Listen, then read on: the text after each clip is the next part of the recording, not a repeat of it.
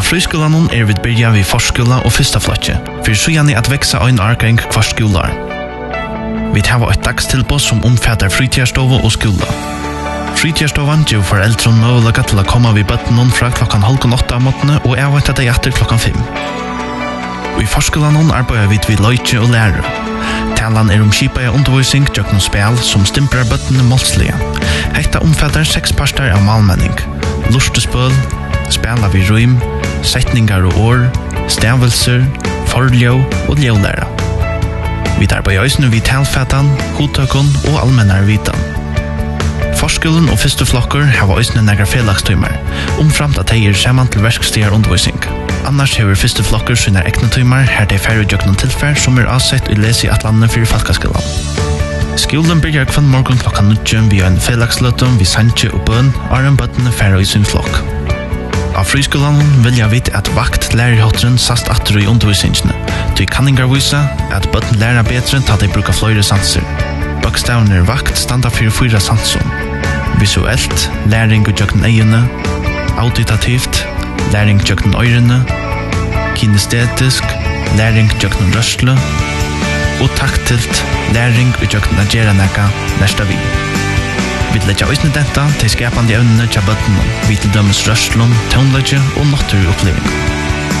Fyrir røkka til øynstaka nærmingsnon gjerra vi øynstaklinga menningaratlaner saman vi foreldrenon her vi setta mal og ettermeta. Stånsetare av Frískúlanon kjeltene samkomman kjelta. Forskúle, skúle og frítíðarstova alt av sama sted. Frískúlen fær 45% fra landsmyndeløgnon, så at foreldrene gjalda 15%. Forskúlen fær ikkje allmennan stovulen.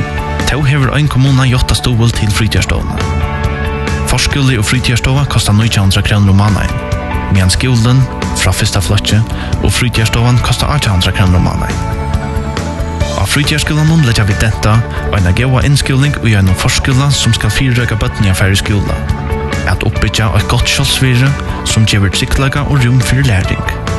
At menna alt menneska og i kunnlega, sosialt, likamlega og andalega. Vi gjør bruk av naturvinnerlige omkvarvenon i skalafyren ved hea, fjøre og å. Ølene gjør karmar nekvar møvlegar og gauar opplevingar for bægi nærmingen og foreldrene.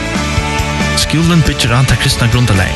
Hetta sass med landa atter i skúla omkvarvenon og til felagsløter her vi letja denta imiskar dikter som gauar adova som menneska og som framtida samfelagsborgare. Vi vilja at lærere og nærmingar møta hver nøyron vi viring og doa søtja styrkina ui at vi imisk.